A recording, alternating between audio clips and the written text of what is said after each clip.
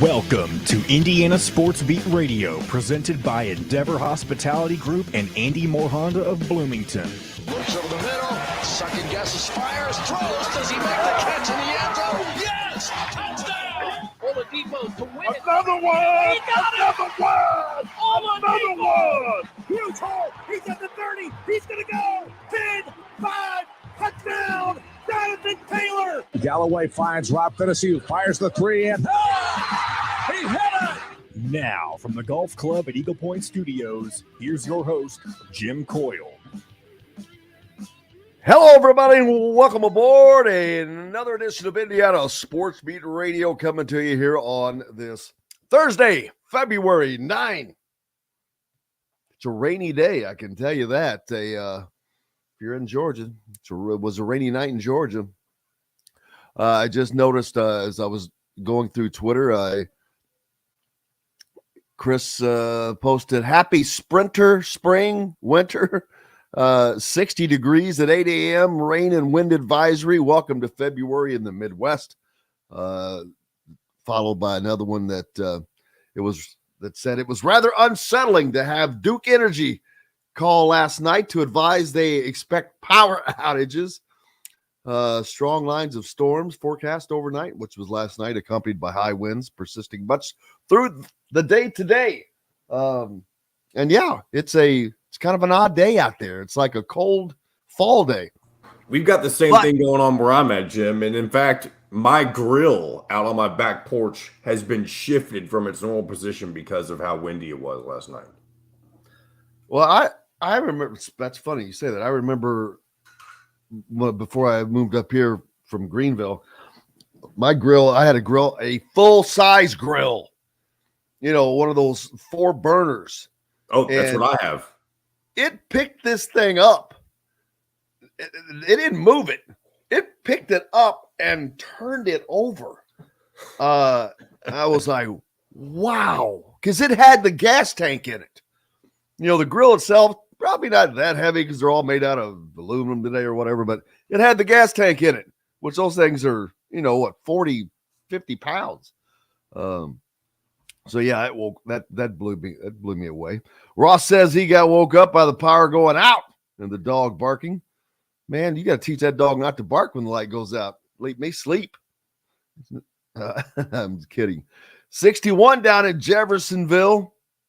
Nasty rain over in Brown County. Carl on as well. How you doing, sir? Michael, the Music Man. Mike on as well. Larry, look at Gritty Gin. Happy National Pizza Day. I just saw that. That's right. And Does this mean we have to reopen the debate about Arnie's and Pizza King? I hope not. But there's no debate. This is what we always do. This is what happens every time we bring it There up. is no debate. That's like arguing White Castle and Crystals. There is no debate. I agree with you there. There is no debate with that. And I can that's say like that because I've had both. I've only ever had Pizza King. I need to have Arnie's to see if I can agree. It's like comparing Coke to RC. That's fair, but I like RC. But I do agree that Coke is better. Exactly. It's not about saying the other things are bad. They're not the first thing is they're definitely not the same. And B, one is better than the other. And Arnie's, as much as I hate to say it, because they won't put a stinking restaurant here in Bloomington because they're a Lafayette-born business, but without question, better than Pizza King. But when you can't get Arnie's, I guess. But you know what? I like to make my own pizza, and not from scratch. I just take a good thin crust pizza and just add my own stuff to it, man. And as a matter of fact, I had one earlier this week, and the leftovers were pretty good. Which leftover pizza is not, that's hard to make leftover pizza good. But yeah, I just put extra stuff on it. I put, the banana peppers, mushrooms, onions, an extra meat or something on there, and a little more cheese, baby. And you're rocking and rolling. So Yeah, that's a lot easier. I like to do that. But then again, I cook some crazy food sometimes. Not really, but I am a good cook. Cook very Have well. you had a chance to make you say you have some world famous chili. You done that this winter? I made that once. Remember, we kind of had a quasi chili cook off back in the fall. Mm. Not winter, it was back in the fall, but I made spaghetti last night, and incredible spaghetti. Had the mild Italian sausage from BB's, of course, and started with that, and threw some spice in there, the white onions, red onions. I went to Kroger last night to buy extra stuff. I was doing it all up. I was going to have the peppers, the colored peppers, and I needed more mushrooms. I didn't have any mushrooms. I forgot my wallet, but I had my phone. So I'm like, okay, I'm going to just use my phone. It's kind of new, so I hadn't put all the stuff in. I had to stand there and re-enter everything. But by the time I get done, Kroger does not take digital payment. Can you imagine that? That does surprise me just because it seems like they're always ahead of the game when it comes to, Exactly. whenever inserting the card was a thing. Does not accept digital payment. You can't do what you can do virtually in pretty much every other place in the world. I am shocked. Now, yeah, I'm sure that's not going to be cheap to switch those little machines over, but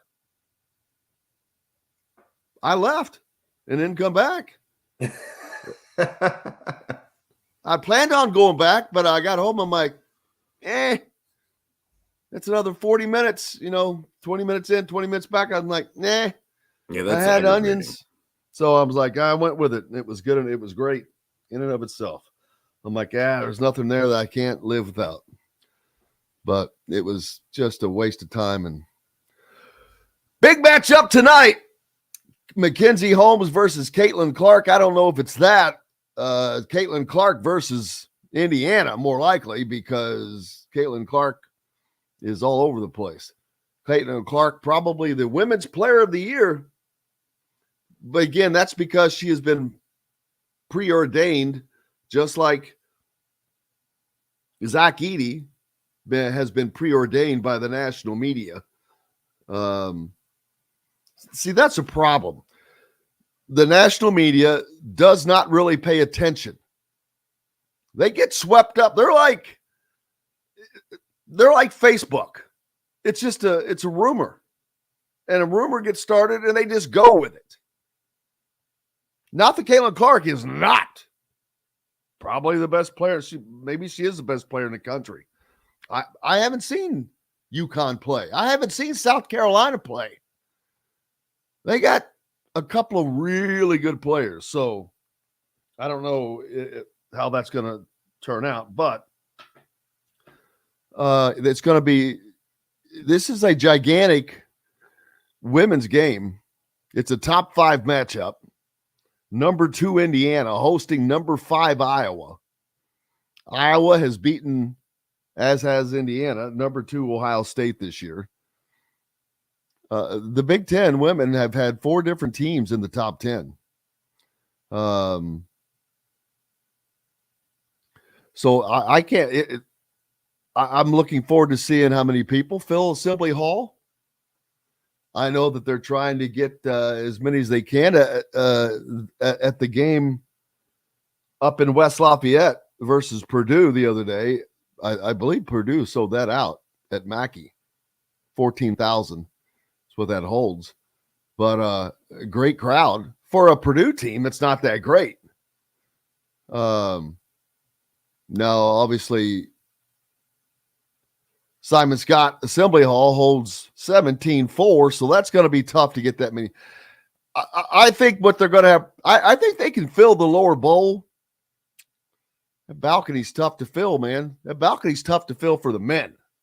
So, but I think they're going to have a hell of a crowd. I think they'll have, without question, the biggest crowd that they've ever had So if you are going, I would get there soon because of two reasons.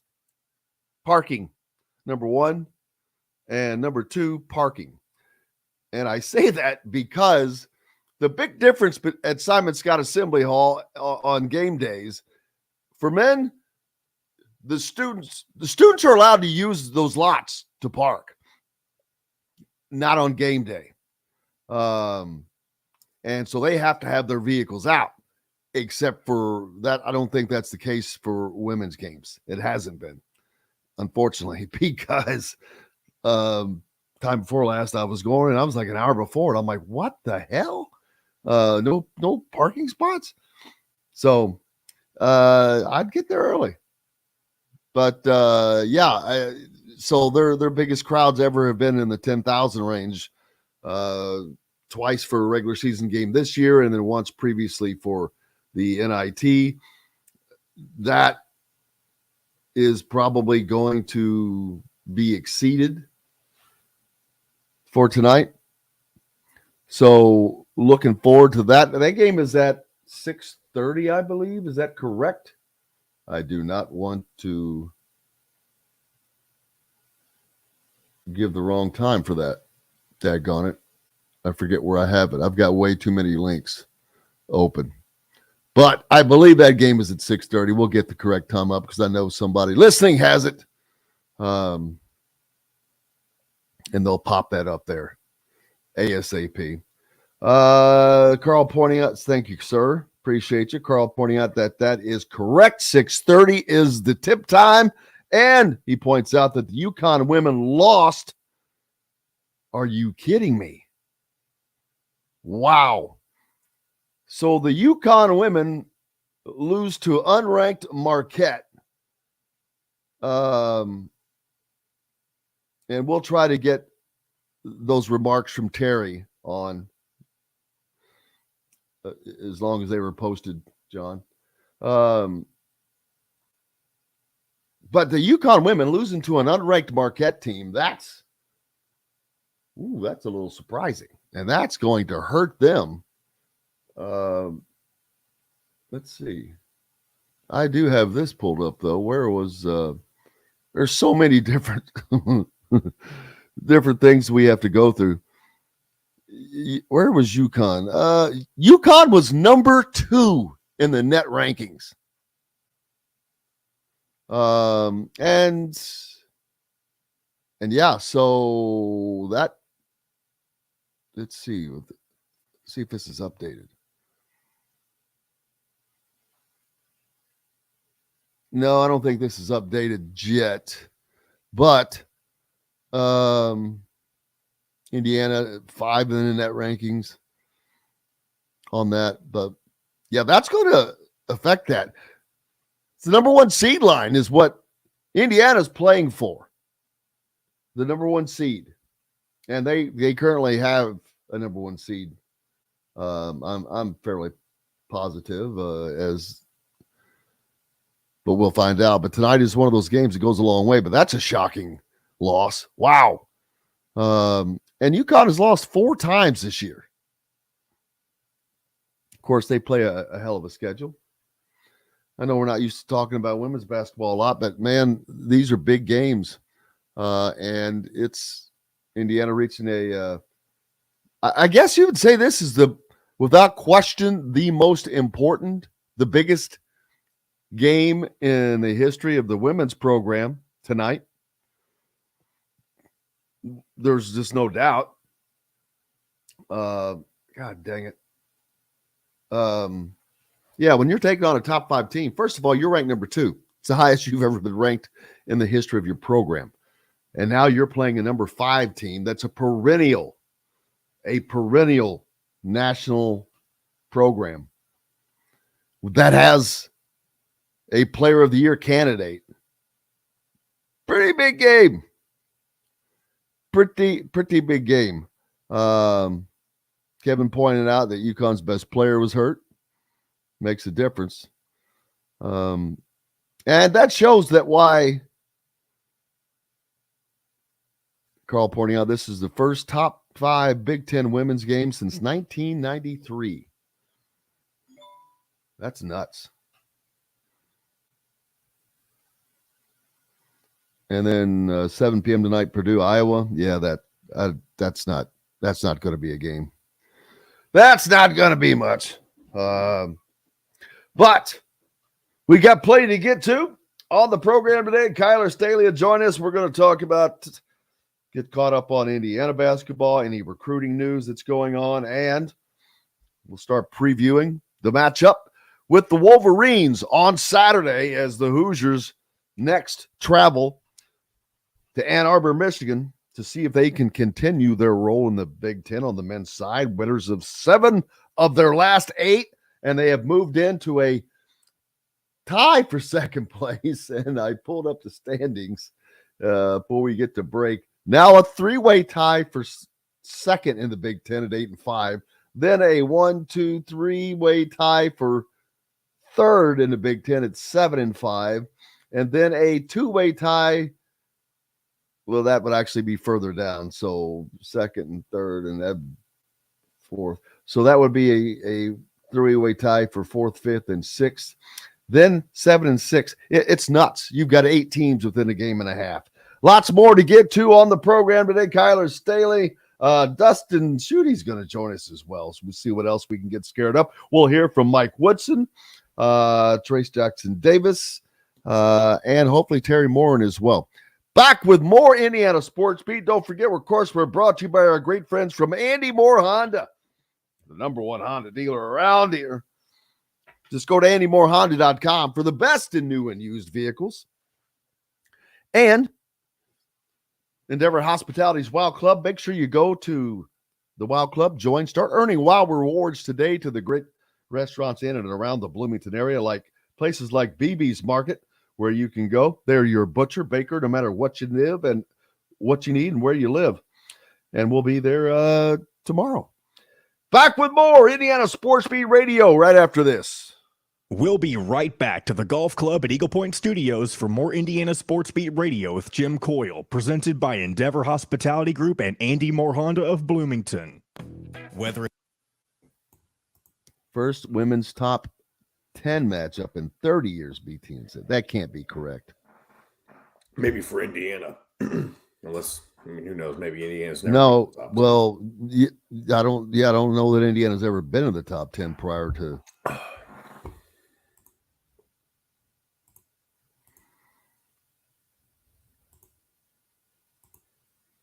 Are you going to do any of the men's clips here or no? Did Tennessee lose to Vandy? They did. Lost by 1. Oh, man.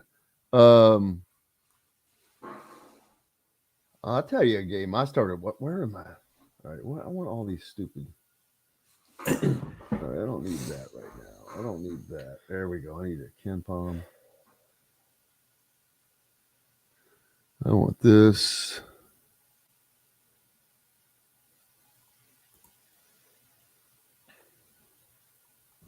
Yeah, that's right. Man, that's crazy. That's what worries me about this Michigan team. They're one of the teams tied with Indiana for second, and they need them wins, or else they're not going to make the tournament with their 10. They need them wins, John. You're right. They need them wins. That was the Bullitt County coming out of me right there. I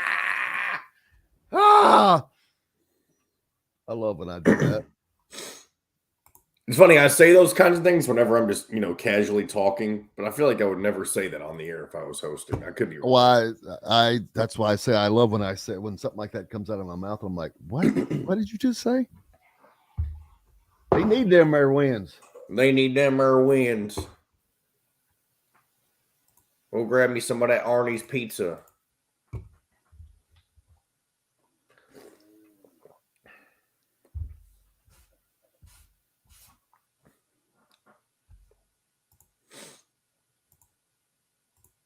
See, now I don't understand this. The net rankings has the Big Ten as the 5th conference. That makes no freaking sense to me. You've had Ohio State, Indiana, Iowa, and Maryland all in the freaking top 10. You're about women's basketball, right? Yes. But it just makes no sense to me. How in the F they could the Big Ten could be the 5th rated conference. John Closet Hick. Dumb. And then on the men's side, they're number 2, and they barely got anybody in the top 25.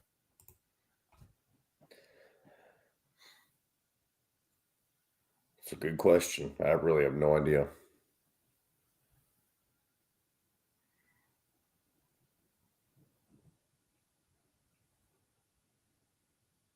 All right, here we go.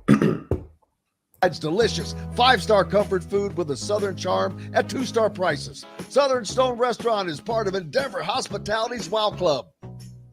This segment is brought to you by Southern Stone Restaurant.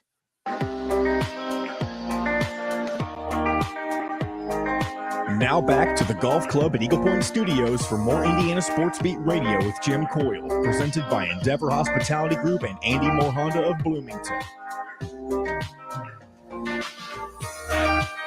Welcome back, Indiana Sports Beat Radio here on this Thursday. It's February 9th. It seems more like March 9th out there. Raining, windy, temperatures around 50 or 60. I was looking at, actually, I watched a little bit of a game last night. Let's see. Who was West Virginia, and who did they end up beating? Daggone it, in a Big 12 game. It was Iowa State. Yes, sir. Thank you very much, John. Perfect. West Virginia ends up getting the win. And so I wanted to do a little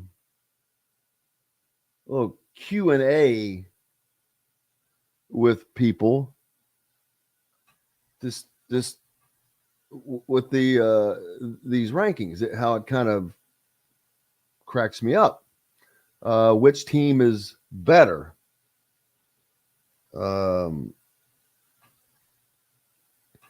Would you take a team?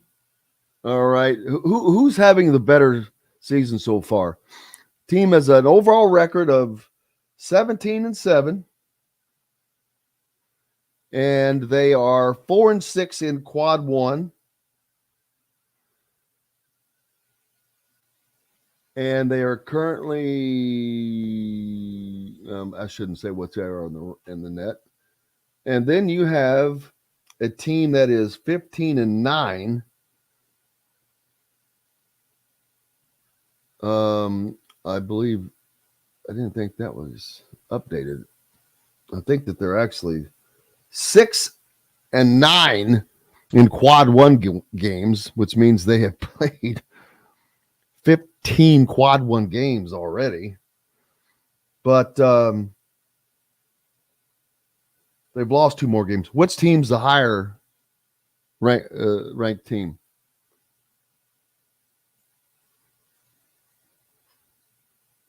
John, are you asking me?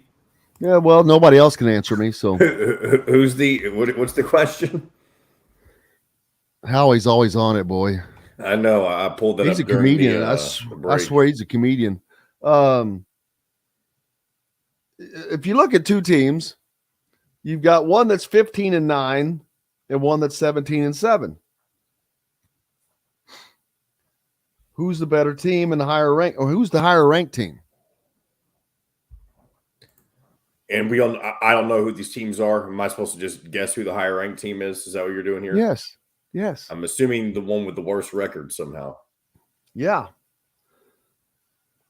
Who is ranked above Indiana, West Virginia. Well, that's because, we've been talking about it the past few weeks. The Big 12 is a force to be reckoned with this year. Exactly. They played 15 quad one games already. They've won 6 of those. They've won 6. They have more quad one wins than Indiana does. This is on the men's side talking right now. Yeah. The Big 12 is no joke. There's not a single team. I'm looking at their standings right now. There's not a single team with a losing record in their overall record. They have teams with losing conference records, obviously. That's almost impossible to do. There's 2 teams with 500 records, and you also have to remember that they only have 10 teams in their conference. Yeah. But it's still, I mean, you have good competition every single night. I mean, it's a great league. It's the best basketball league in the country right now. yes, for sure. Actually, I'll go one better than that. I don't know if I can say that, but I was going to say it might be the best overall conference right now. If you take football and basketball. Yeah, that's tough to say. We'll have to see what their new. Does the Cincinnati, do they join the Big 12 this coming season? I think they do, don't they? I think so. I think a few others might be joining, like BYU and UCF. They might be joining as well. So the Big 12 might become a formidable overall conference here as the calendar year turns. On the docket tonight, Iowa at Purdue on the men's side at 7 p.m. I'm sure they will be looking to exact some poor Iowa. They will probably get killed in that game. Northwestern travels to Ohio State for an 8 o'clock matchup on Fox. But, of course, no one cares because the Indiana women are playing at 6:30. And that's a game that will be. Why do you think Iowa's going to get killed? Didn't Iowa no, they didn't beat them earlier this year. I feel like Iowa gets them in trouble, though. Because they spreads got Purdue favored by 8, which obviously isn't a small number, but it's not a big number. You want see this is from a minute ago when we were talking in the women's, talking on the women's side, the bottom of the league of the net is just an anchor apparently just pulling the conference down. Yeah, and that's how Indiana it is in Ohio women's State basketball sometimes. Usually the talent discrepancy between the top and the bottom of the league is massive compared to men's basketball. That's just the way it is. I'm taking a look at the standings right now. Northwestern 8-15, Minnesota 9-15, Wisconsin 7-18. So you have 3 teams who don't even have double-digit wins in the Big Ten for women's basketball. Well, like Carl said, it's different than the men's side that is balanced throughout. We've got a lot of clips to get to. Sure, yeah, let's hit a couple of those from the how about since Fred's calling for it. He thinks that Miller Kopp gave me the death stare. He did not. But if you can pull Miller's up. Yeah, we got him. I should have asked him about his golf game and his tan, but no, he's been working hard and it's been showing for the men's team. It's part of what's made a difference. And it's what I've been wondering because most of the season people were complaining about, what's Miller Kopp doing? He just goes and stands in a corner, he doesn't move and yada yada. Well, that's what he's falling down. I'm like, I don't believe that. I think that you need to be moving at all times. And here of late, this offense has really been wide opened up. It's opened up the lanes. They've opened up the spacing is so much better. And I really like it when Race Thompson's not on the floor. I'm sorry to say. I think that because he doesn't have a place. He can't play. Miller Kopp can play the 4. It's not his position, but he can play the 4. And I just don't like it when Race is out there. I think it clogs things up. I think he either goes to the 3-point line and tries to shoot a 3, or he's just kind of in the paint. But I asked Miller what's been different with his offense lately because it's looked more opened up, more movement. Here's what he had to say. I think we've just gotten a lot better, playing around Trace and when he has the ball and giving him space, to let him work, but also, keeping the wings, defenders, hold them accountable as well, because we work a lot on shooting and, the shots we're going to get and kind of where they're coming from. And so, it just comes down to, getting better at, what the coaches are asking us to do. And, we all are kind of feeling, more comfortable with where our looks are coming from and kind of, how to be opportunistic and aggressive in those areas. Great answer, because that's exactly what they are doing. They should have been doing a little sooner, but they are doing that, and it is reaping great benefits for this team offensively, and especially when they're doing it off of good defense. Because when you're doing that, you keep teams on their heels.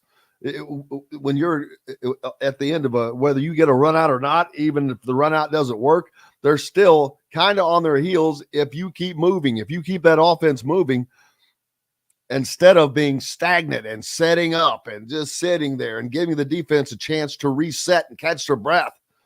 They haven't been doing that of late, and it's causing havoc for teams, because now not only are they facing a formidable offensive team now with an All-American in the center and guys that can hit from the perimeter or get to the rim and are moving, which expends energy.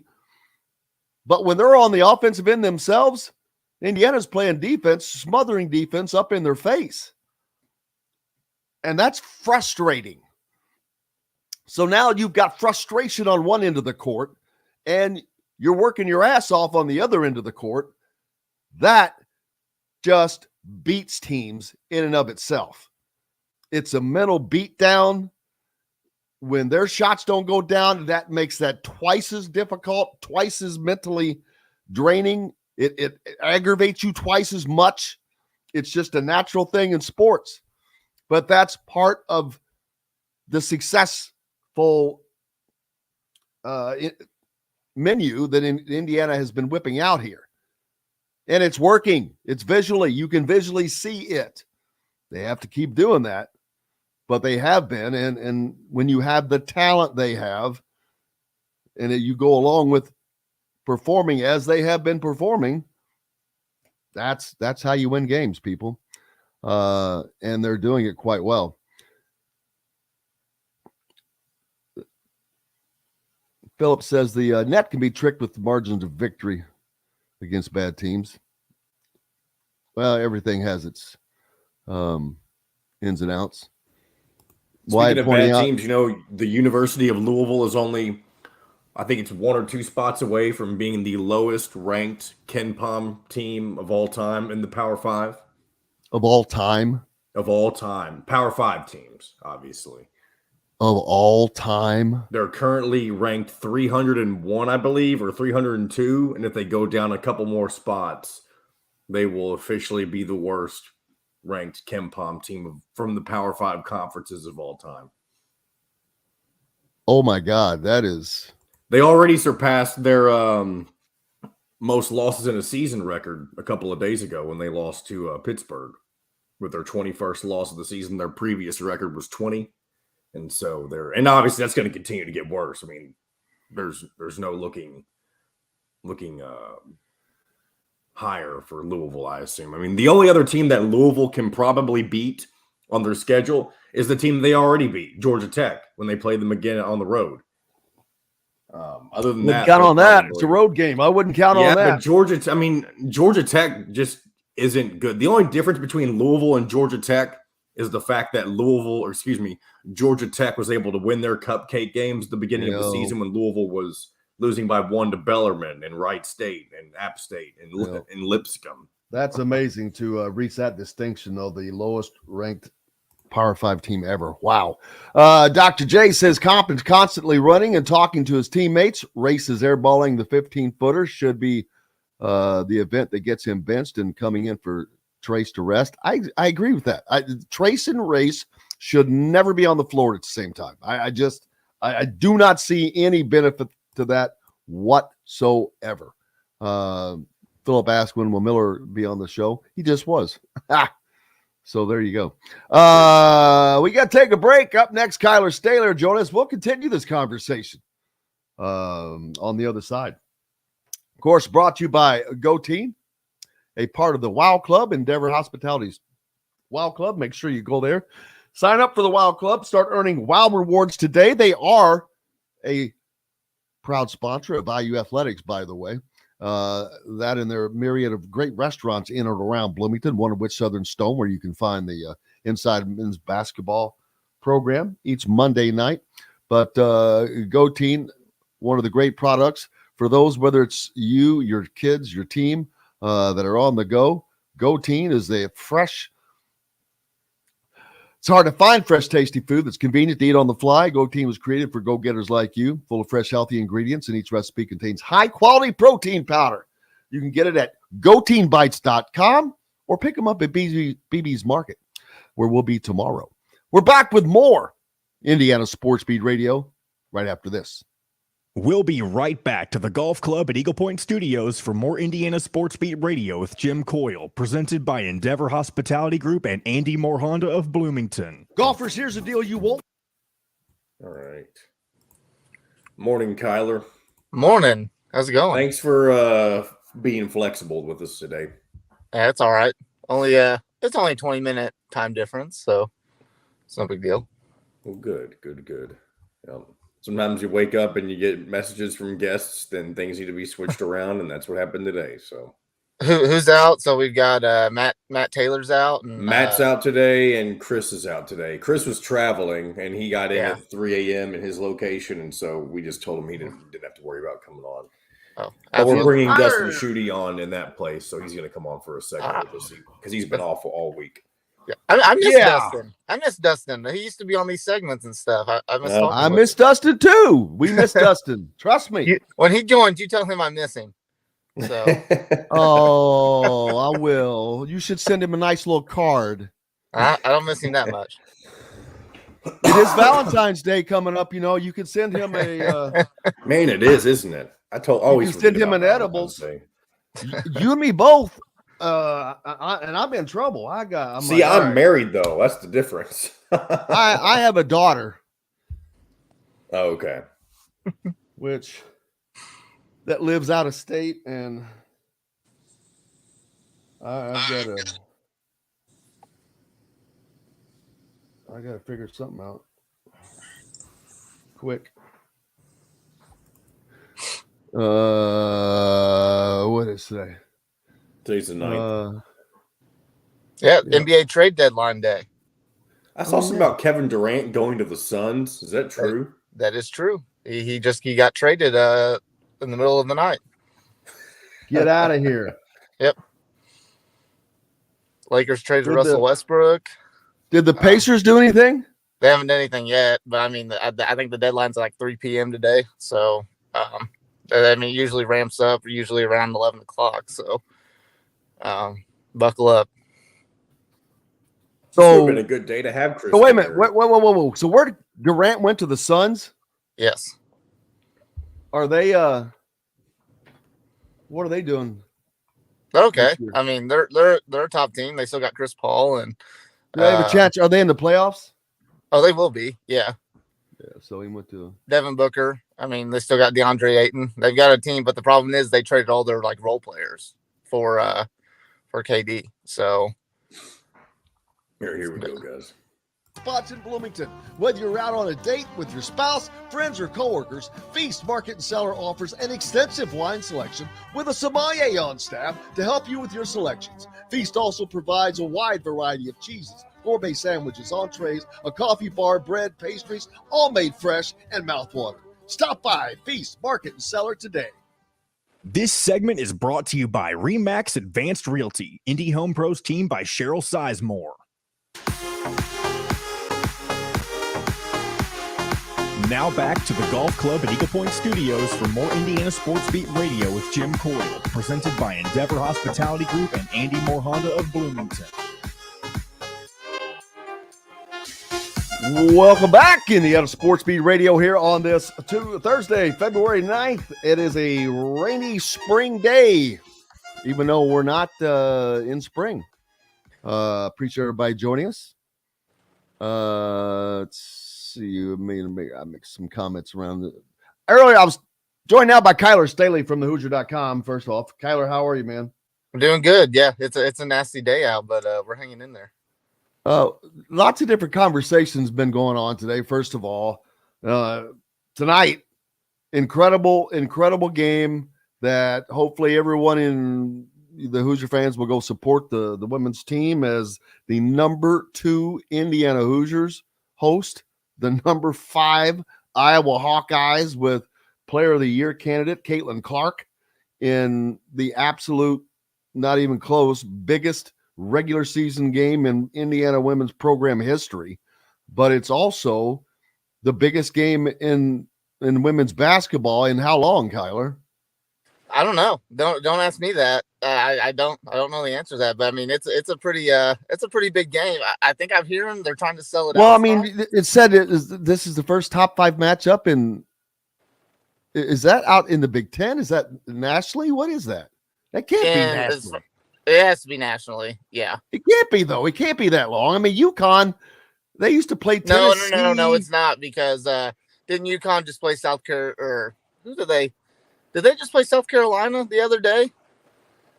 Maybe they've got 4 losses, so I don't know. Playing, although they pointed out, I'm sorry, I forgot who pointed that out, but they lost to unranked Marquette last night. That's gonna, but they didn't have their best player, so that we'll see what that does to them. But tonight, of course, 6:30, Simon Scott Assembly Hall is going to be rocking. It's going to be. Simon Scott Assembly Hall has just been, I hope they check everything. No wonder that damn brace fell off the scoreboard. It's been rumbling here lately. You've had of course, the men's games as they have been winning have been fun, but the Purdue game really topped it off the other night for Rutgers. It was rumbling. Now you've got this top 5 matchup with the women coming in, which they expect I doubt they're going to sell out Assembly Hall for that. No one's going to want to sit in the bleachers. The balcony, I would imagine, but it's still going to be a pretty daggone good crowd. That thing probably holds, I don't know, 14,000. I don't know what it holds minus the balconies. That's a great question. I need to find out, but it's going to be loud. It's going to be loud. That's for certain. And it'll be fun, a fun environment. So Assembly Hall's taken a beating lately. The Indiana offense, I should have waited to play that clip with Miller Kopp that I asked him about his offense the other day, and I wish I could pull the transcript up to read it, but the offense has definitely looked different lately. Before, everybody thinks that I hate Miller Kopp. Man, I don't hate anybody. If you listen to this show, you know one thing. I say what I see. I say what I think. It's an opinion. That's it. And I thought Miller Kopp was not playing well. I didn't think he was playing worth a crap. I thought he was playing very lazy, and he was allowing himself to not be a part of the offense. Yes, the Trace and Jalen Hood-Schifino were the most important parts, but you know what? You can integrate yourself, I think, and here of late, it sure seems like he has done that. He has been so active in the last game, actually in the Purdue game. He was really active, and it seemed to benefit Trace Jackson Davis immensely, opening up the lane because they seemed to give them greater spacing, much more room, and he continued to do that against in the last win against Rutgers, where he scores 18 points. Look, now he's moving and looking for his shot. It's one of the things I've been complaining about. Not moving, not looking to shoot the ball. Well, when he does that, that makes this a completely different and much more dangerous team. Yeah. The offense has been it has been moving pretty well lately. I actually, before I just hopped on there, I watched the clip of offensive possession from the Rutgers game that resulted in Miller Kopp driving and dishing it off to Malik Renew for a 2-handed slam. Just watching the ball movement there. But how many times has that happened this entire season? Not a whole lot. Never. You don't see him doing that. Doing that. And just sticking with Miller Kopp, I think Miller Kopp is Rutgers' kryptonite because he's had two big games against Rutgers this season. But what I saw on Tuesday was Indiana was actually, it was a combination of a lot of things. Indiana was running things to get Miller Kopp an open look. Rutgers was, daring Miller Kopp to beat them, which is just something you don't want to do if you have a good shooter on the other team.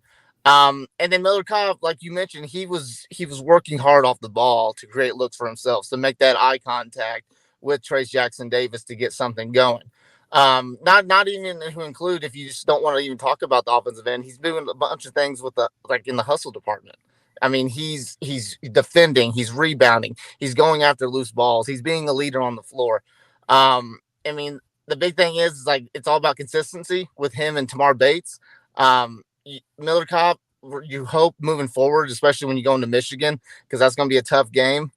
You hoping that he can carry this 18-point performance into Michigan and just open up Indiana's offense even more. But the more open Indiana's offense is, the better game that Trace Jackson Davis will have, because the lane's not clogged. Yeah, and that's been the thing.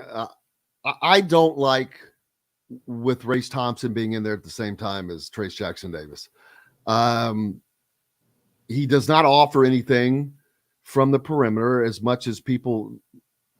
I think most people know that, except for Race Thompson and the staff, the coaching staff. He does not need to ever shoot a 3-point shot again. I'm sorry. He does not need to be on the perimeter shooting 3-point shots when his average is probably about 14% for the year. Okay. Why on God's green earth do you have someone? Hell, why don't you just put a walk on in and have him stand around and turn backwards and throw the ball in the air? I mean, there's no difference. I don't get that. So why that's a wasted position when you could actually have someone who could actually hit that shot, or have someone like Miller Kopp who is moving, being a part of the offense, and Malik Renew who can also play in or out. That's the difference. He can actually play in or out. He can play defense in or out. Malik Renew put a move on Zach Edey in that Purdue game, the one where he reversed him and scored. He made Zach Edey look, I'm like, oh, and that just gives you a taste of what this freshman is going to be able to do with great footwork. But I digress. The Indiana offense has looked like what everyone was complaining about from the start of the year. It looked very stagnant, and it was either Trace Jackson Davis or, not. Now they have things going from a different perspective. They have different weapons. They're scoring in different ways. They're scoring from the 3-point line. They've been very efficient from behind the arc, as a matter of fact. But they're also, like you just said, driving and dishing. But it's not the guys it's not X because he's not in the game. It's not Jalen Hood-Schifino always. You've got different guys doing it, which makes this team more different, because if you now have different people doing this, you have to account for all of that. And these defenses are having more and more problems accounting for Indiana's offense, especially coming off of the defense they're playing. Yeah, it all starts on the defensive end with Indiana. That's where they're going to stay in the game. Always.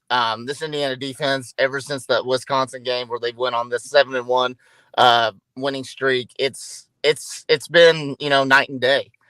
They got back to what made them good. Now with the defense, it turns their offense. I think Indiana's offense is at its best when they're in transition and they're allowed to get stops and they can start running. Trace Jackson Davis, I mean, there's no stopping him in transition. Jalen Hood-Schifino is really good, making plays with that.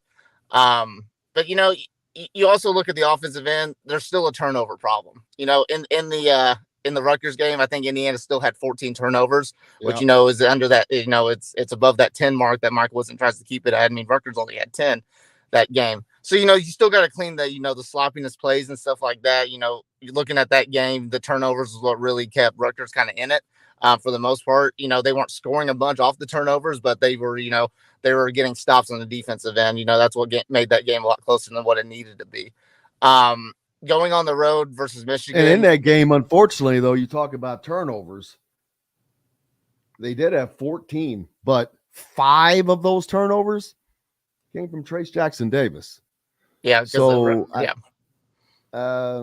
Just from what I remember, it was just a bunch of miscues on passes. I mean, I know one he tried to swing to Miller Kopp, and it just wasn't even close to Miller. 7 of Indiana's 14 turnovers came from the post. Malik Renew and with 3, and Trace Jackson Davis with 5. That's the good thing is the guys that have the ball in their hands most of the time. Jalen Uchifino, he ended up with 2 turnovers for the game. Miller Kopp had 2 turnovers for the game. And that was it. Other than that, Race Thompson had 2. So actually 9 of Indiana's 14 turnovers come from the post, come from the big guys. So they have to be much more protective of the ball. Now, of course, Trace Jackson Davis is going to be touching the ball a ton of times. He's going to turn the ball over, but he's going to limit those. I mean, that's too many for him. 3 is probably acceptable. In nearly 40 minutes of play, that's not bad. But yeah, Indiana they've got to cut down the post turnovers because those are scores, man. You're looking at almost scoring there. Rutgers did not kill Indiana points off turnovers. They did have 13 off of them, but Indiana, ironically, was able to get 7. Indiana has been feasting off of opponents' turnovers. Yep. Live ball turnovers. Yep. Purdue, I'd have to pull that back up, but they just feasted off of them with points off of the turnovers at Purdue. I know they ended up forcing 11 first half. Was it 16 overall or something like that? Something like that, 17 like that, I think. Mm-hmm. I think Indiana ended up having 20 points off of those turnovers. Yeah. Which that's critical that you make hay when the sun's shining. Against Rutgers, off of Rutgers only 10 turnovers, they score 17 points. That's big. Those numbers, those stats, they're quiet. But let me tell you, they matter in these games. Right. And that's like I said, with the defense, Indiana's best offense is when they're out in transition for them causing those live ball turnovers. Indiana really, like you said, feasts on those type of opportunities. If Indiana can get out and run, because they can be a fast team. They can be a team that pushes the tempo. When they're out and running and they're able to score off a fast break, I think that's when Indiana's at its best on the offensive end. And up next, Indiana travels to Ann Arbor to take on the Wolverines, a team that has been you talking Jekyll and Hyde. They were predicted to be one of the teams at the top of the conference at the beginning of the year, and they just disappeared and crawled into a hole. But they've been trying to climb back ever since. They've been playing well, actually. You look at the Big Ten, where'd they go? The Big Ten standings, where are they? They're tied with Indiana, and Rutgers for second right now. Yes. Okay. Michigan is tied. Yes. Tied for second place at 8-5 in the conference, but only 14-10 overall. And they need help. So they're kind of desperate. As far as when I say they need help, as far as net ranking, they were down around 70. When I looked previously, I had to find out where they've been winning. So, all right, now they're 64th in the net rankings. I don't know if this has ever happened. Of course, the net rankings haven't been around forever, but think about this. The team that is this late in the season, a team that is in second place in the Big Ten that has the number 1 team in the country is 64th in the net rankings. That's crazy. That is. I've never seen anything like that. That's part of that is Michigan. They just were terrible for a while. They said they're 14, but they just, like right now, they just jumped 4 spots in the net. So they need this because they still have a shot at making the tournament, even though they had that crap start. If they keep moving up these net rankings, they will be in the NCAA tournament. It'll be a low seed, but they are desperately need this game, and it's a home game. Indiana has not played their best basketball on the road. No, and especially Indiana's got to go on the road after 2 emotional games, Rutgers and Purdue. And like you said, Indiana's not, played their best on the road. I will say in years past, I feel like they have played a little bit better.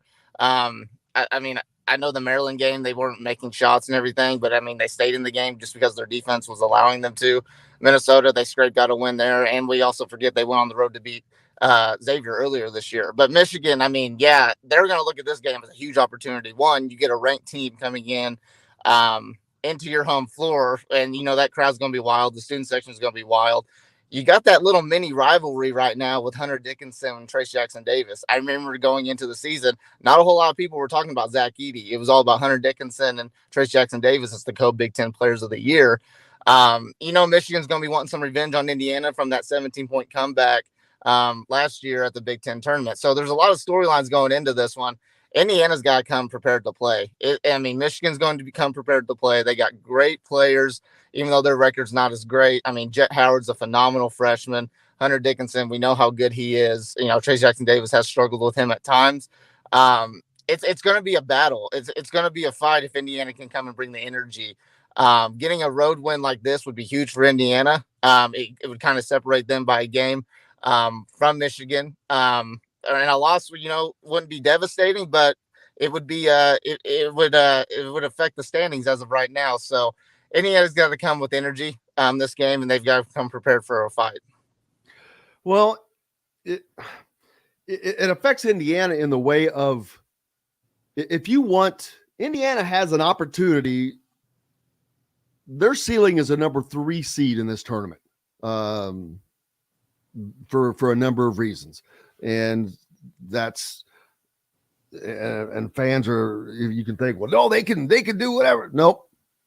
Their ceiling is a number 3. Unless somebody comes along and takes the Big 12 conference out of this tournament, their ceiling is a number 3 because there are going to be a plethora of teams. First of all, you're going to have all the teams that are on the number 1 line already. Then you're going to have the Big 12 effect, which is massive. I forget when Mike was on how many teams they have, and it's unbelievable. Like 10, around 8, 8 for the Big 10, 8 for the Big 12 right now is what I'm seeing. In what? In the NCAA tournament projections, is that what we're talking about? Oh. Yeah, but the thing is, the Big 12 only has 10 teams, even. Right. I know that. I mean, that just shows you how good the Big 12 is, really. That's my point. It's nuts. And that's why I was talking earlier about West Virginia. They beat Iowa State last night. West Virginia is 15-9. But they're 19th in the net rankings. They have 6 quad 1 wins. That's 2 more than Indiana. They played 5 more quad 1 games in Indiana. So they're playing in these tough ass games all the time. That stuff matters. What's up next for you? Yeah, so going to be obviously working on the previews for the Michigan game. Indiana also just extended an offer to 2024 wing, 3-star wing from California, Marcus Adams Jr. He's seen an uptick in his recruitment. IU, Kansas, Arkansas. They all offered him yesterday, even though, surprisingly, he had already trimmed his list down to 5 schools: UCLA, Texas, Mississippi State, Syracuse, and Oregon. So it sounds like to me he's still pretty open with his recruitment. So Indiana's, hot on the recruiting trail. They just had a bunch of people visit the last few games. Jalen Harrelson, Gabe Covs, Flory Badunga, Xavier Robinson, just had all them. So we're going to have a lot of quotes and, reactions from them these next couple of days. So there's a lot of stuff at the Hoosier.com, a lot of recruiting information, a lot of previews going on. So check it all out. Who's recruiting Marcus Adams from Indiana? I believe that's Kenya Hunter. I believe that's a Kenya Hunter offer. You can ask Alec about that tomorrow. I think he has a little bit more. Well, West Coast action. What's the word on him? Say it was a guard? Wing. He's a forward. Wing, yeah. I mean, he can play guard, but he's a 3-star forward. I haven't watched a ton of film on him. He looks pretty athletic. That athletic wing that Mike Wilson wants to have. It's just surprising to me that he had trimmed his list down and he's still pretty open on his recruitment. So that you just don't really see that a whole lot. But he's another guy. There's a certain saying that I've heard, and it goes to quote, "This is Indiana." There are certain teams. Indiana's not there yet. They used to be there, and I think that they'll get back there. But there are certain programs to where it kind of doesn't matter. It's kind of like when you're at back in the day, if you were at a club or someplace that had the line, you had to wait to get in the red rope. Duke, Kentucky, Kansas, North Carolina, and Indiana used to be a part of this group, and I think they can get back there, though. But they used to be that it didn't matter if you had trimmed your list to 5. If an offer came from one of these schools, they're in there. Or it's like, oh no, that's when they open up the red rope and you walk right in. Yeah, and you piss everybody off behind you in line, but that's just life. I mean, that's the perfect analogy for that. So especially that's when you got good news for Indiana. And that's good news for Indiana because it shows that they're starting to get some of that cachet back, and coming on the heels of that big nationally broadcast win over Purdue, followed by the win over Rutgers, is certainly helping that without question. So Kyler Staley, appreciate you, brother. Make sure you give him a follow at Kyler Staley on Twitter, and go to thehoosier.com for all of the news, updates, and recruiting information for Indiana University. Thank you a lot, brother. Yep, we'll see you guys later. Absolutely. Hey, while you're getting your phone out and getting on Twitter, give me a follow at Jim Coyle, ISB. Would appreciate it greatly. And if you have not subscribed, if you're watching, listening on YouTube and have not subscribed, please do so. It makes it so much nicer for us and easier for us. And hit that like button. I don't know. It's like it gives us extra credit or something at school. Appreciate it. Hey, you know what? We're brought to you by our good friends. If you're in the Indianapolis area and you're looking for a home, you need Cheryl Sizemore and her 2 decades of experience, because that could be the difference in getting the home you want or not. Reach out to her, Cheryl at IndyHomePros.com. She's a big IU fan and supporter, as well as Barbara Pop Real Estate Services for those down in the Louisville, Southern Indiana area. Floyd, Clark, Harrison, Clark, Scott, Washington counties, all down through there. They've served that area for 3 decades, and no one will get you in the home you want with less hassle than Barbara Pop Real Estate Services. Barbara at barbarapop.com, or reach out to our friend Matt Lincoln, Matt at barbarapop.com. We're back with more Indiana Sports Beat Radio right after this. We'll be right back to the Golf Club at Eagle Point Studios for more Indiana Sports Beat Radio with Jim Coyle, presented by Endeavor Hospitality Group and Andy Moore Honda of Bloomington. Andy Moore Honda. Dustin says he's right. going to try to do not just 950, but the rest of the show when he comes on. Awesome. All right. So Kyler's off at 10. It's 9. All right. So we got to do these clips here. So what do we have? Mike Woodson, Trace Jackson Davis, and if you want to revisit Steve Peichel, you have that. And can you try to find Terry Morin if you can? Well, I was going to say they didn't have him on the YouTube, but I'll see if they have him on the other place. On the YouTube, their YouTube channel. Excuse me. It reminds me of David Letterman. He would always do that, and it's funny. He'd say, "Up next, our next guest, folks. He's real big on the YouTube." I love David Letterman. I wish he was still that's why I love using the word "the" improperly on purpose sometimes, and I do that as an homage to David Letterman. He's real big on the Facebook. He's real big on the Twitter. Yeah, I'm not seeing Fazan, the women's thing. I'd ask you to bring me over to Amman, Jordan to do a show from there, but I got to be honest with you. I'd be a little afraid. How is it over in Amman? What's the weather like? It's rainy and about 60 degrees Fahrenheit here right now.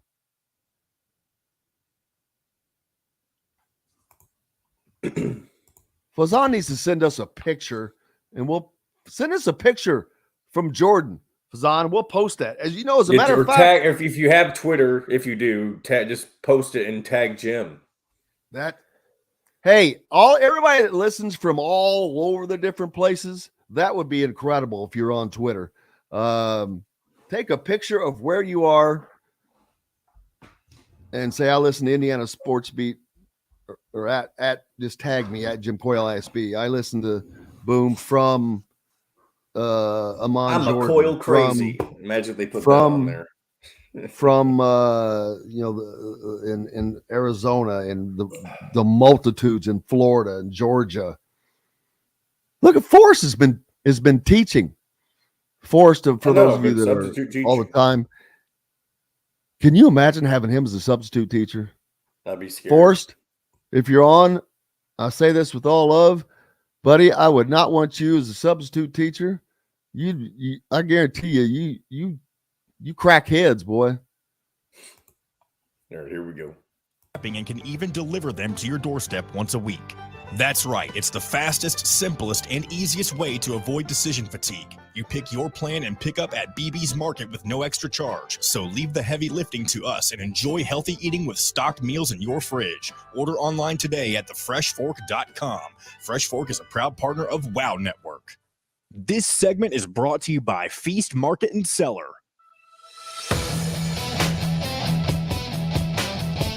Now back to the Golf Club at Eagle Point Studios for more Indiana Sports Beat Radio with Jim Coyle, presented by Endeavor Hospitality Group and Andy Moore Honda of Bloomington. Welcome back.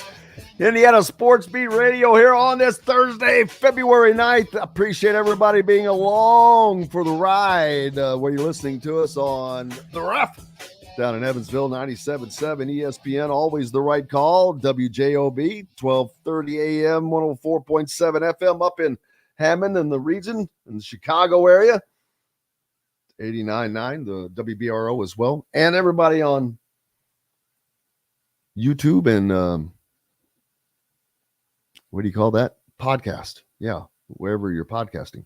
Was talking earlier about, I used the analogy of getting through the red rope into the club. It's kind of funny. Yep, the VIP ticket. That is exactly what it is. Five Left says that's how he used to step into the club, baby. He just rolled up in there. Andrew says on the road, turnovers will kill you. Need to tighten it up before you hit the road. You're damn right. That's the perfect way to put it. Got to tighten it up, boys. Philip says Michigan is desperate for a quality win. Their best win is at Northwestern. Is that right? That's crazy. Well, let me pull them back up, as a matter of fact. Currently number 64 in the net rankings. They just got a lot of work to do. I mean, could they become the first team to finish this high? They might be. They have a chance to become the highest finishing team in the Big Ten to not make the NCAA tournament because their resume just sucks. They're 2-8 in quad one games. It's quad records, RPI, quad one. Well, they're 1-6.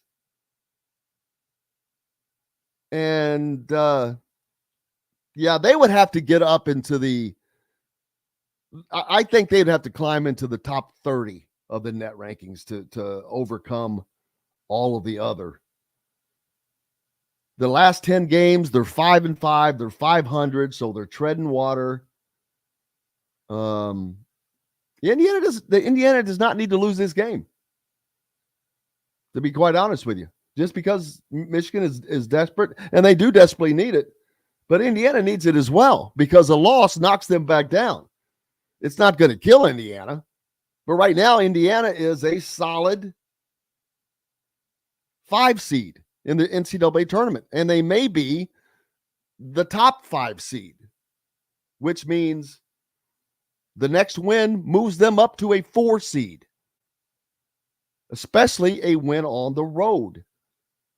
And since it's a top 75 team, which Michigan is barely, it would still be a quad one win for the Hoosiers, who are currently 4-6 in those games. They need to improve their resume, not to get in, but just to move up. a bad start, losing that game to Iowa, losing at home to Northwestern. Those two games are the ones. You can talk about anything else. Those two games, if they had those two back, they would actually be 6-4 in quad one. More importantly, hell, in the Big Ten, they would be sitting alone in the Big Ten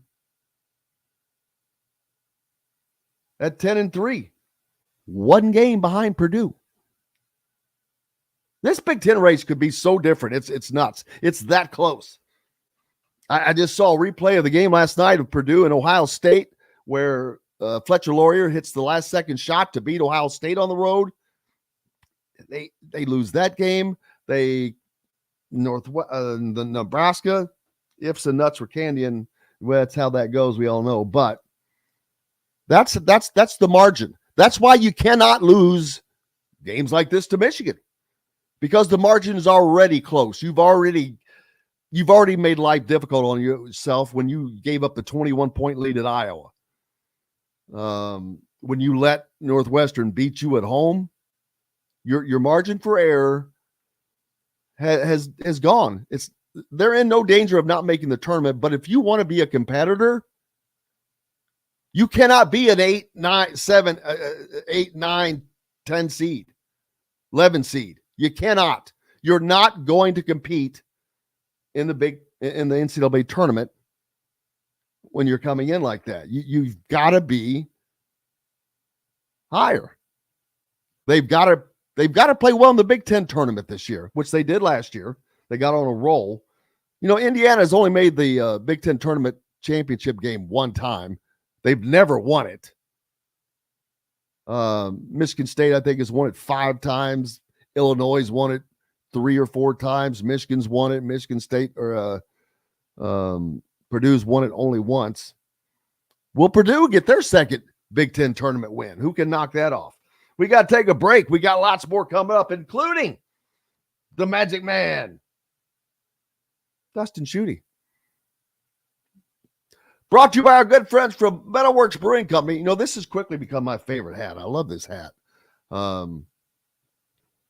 It's great. It's perfect to wear. It's nice and comfortable. I love it. But it also says Metalworks on the front. Metalworks Brewing Company is the culmination of a passion for beer, food, and custom metal art, alongside a desire to be actively involved in the community. They serve all of the Endeavor Hospitality restaurants, as well as you can go right to the brewery yourself, located right off the square.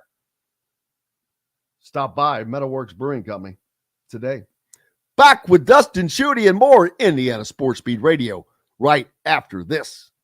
We'll be right back to the Golf Club at Eagle Point Studios for more Indiana Sports Beat Radio with Jim Coyle, presented by Endeavor Hospitality Group and Andy Moore Honda of Bloomington. If you're looking for a home, look who decided to show up to work today.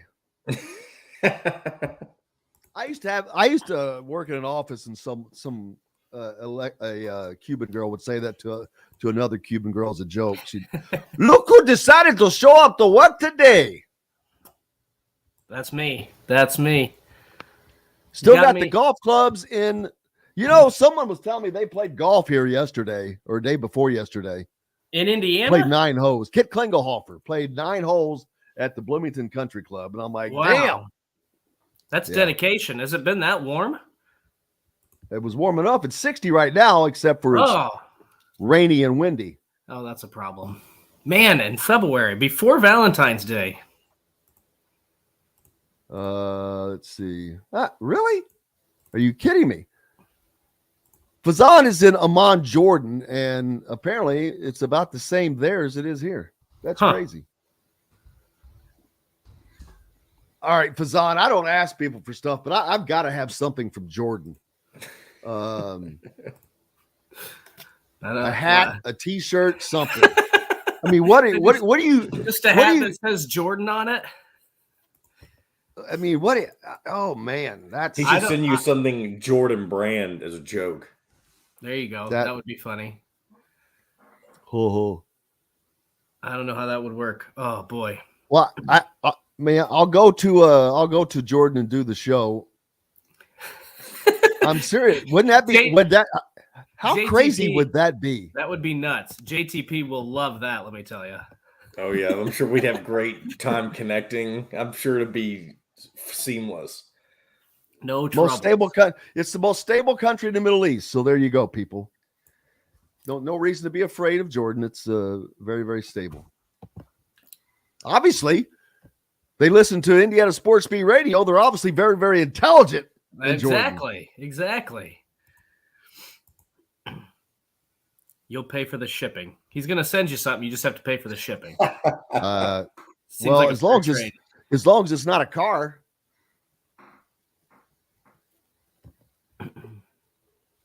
That still amazes me. Fazan, I'd love to know how did you find us? Dustin, what do you think of Bob's thoughts on Purdue yesterday in Indiana? We only have 20 seconds, by the way. I can't give a full thought. We can talk about this, but I agree and disagree. I don't know if that's possible, but I think I do. Well, save it. All right, here we go. All Endeavor Hospitality restaurants. Come taste with Dr. Hobbs' Brewing, Metalworks Brewing Company. Bring your passion and your thirst. This segment is brought to you by Courtroom Sports Grill in Bedford.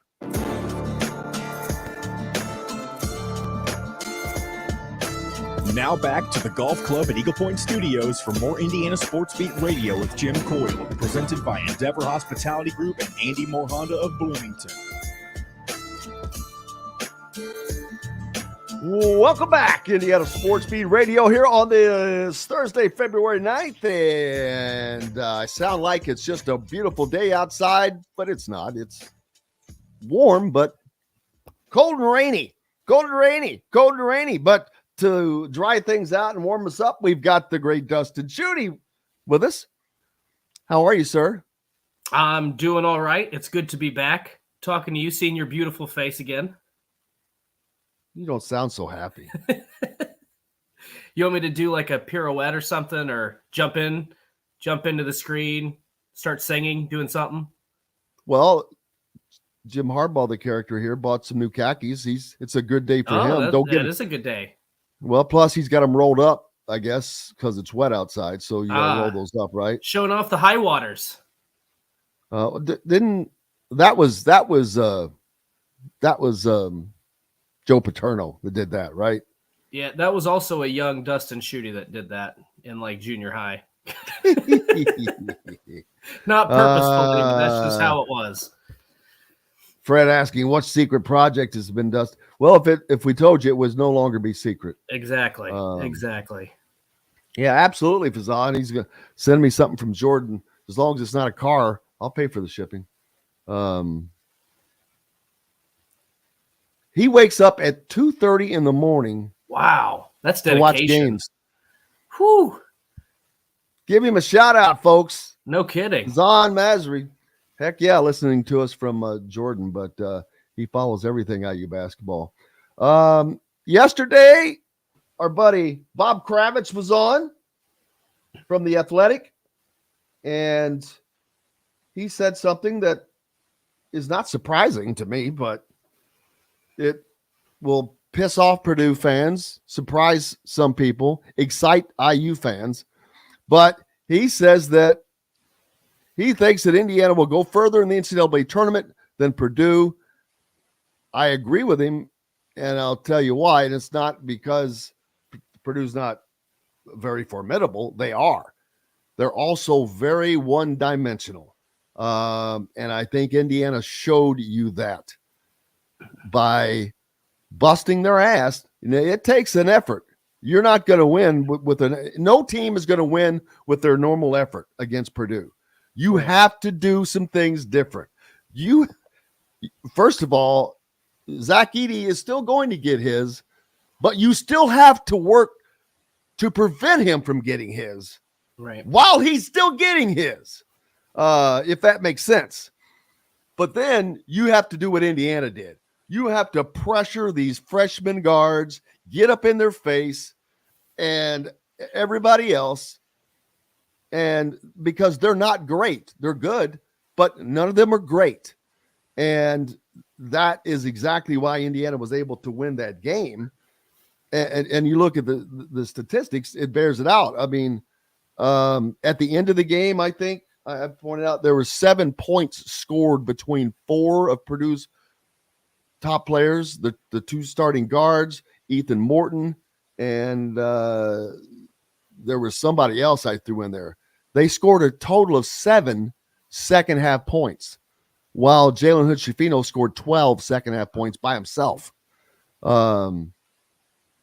So there's that. But that's why Indiana, I think he said that because Indiana's also built better, built differently, built to take on different types of teams.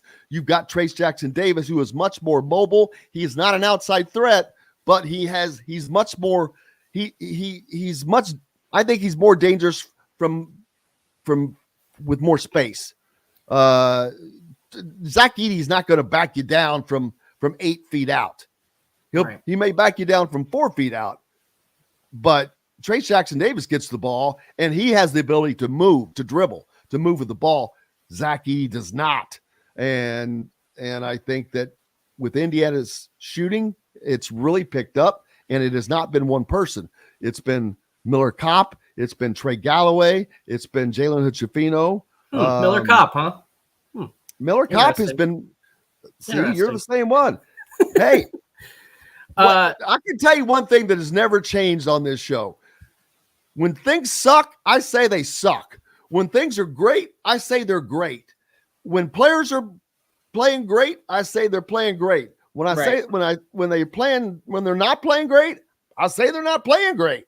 It is what it is. I report what we see. This is not a fan show. It's not I'm not here to lie to you and make your day better. But Miller Kopp has been a major part of why they have taken a level up and why they would go further in the tournament than Purdue, having a player like that. They didn't have him before. He was not Miller Kopp. He was not moving. He was not shooting. He was not opening up space for Trace in the paint. He is now, and it's a beautiful thing to watch. I think so. To the conversation that you and Bob had yesterday, I think it's very fair to say that Indiana has I don't think it's a foregone conclusion that Indiana will go further in the tournament than Purdue. No, nothing is a foregone conclusion. So I think that the thing with Purdue is they're going to create a matchup problem for anybody they play because of Zach Edey, because of his ability, because of how good he is. The question with Purdue is if Purdue's not shooting the ball well, if those guards are not shooting the ball well, then they do become very one-dimensional. We've seen at times this season where I don't want to say they've gone completely away from Edey, but there's been games when he's had 18 and 12, and they just shoot the 3 ball incredibly well. So they are very hit or miss. So if they get into a rhythm where they play the wrong team at the wrong time and can't shoot the ball well, then they're going to be in deep trouble, and they could have an early exit from the NCAA tournament. That's just kind of the nature of the beast. The thing I also think with Indiana is they are built in a way that can win games in the NCAA tournament no matter who they're playing. And that's because they can get out in transition. They can create turnovers. They're very good defensively. And you said this, Trace Jackson Davis can do it. He's not a jump shooter, but he has the ability to create his own opportunities because of his skill set. So he can catch the ball at the free throw line and take you to the rim. Or if he's backing you down and he draws a double team, he can find the open man and they can knock down shots.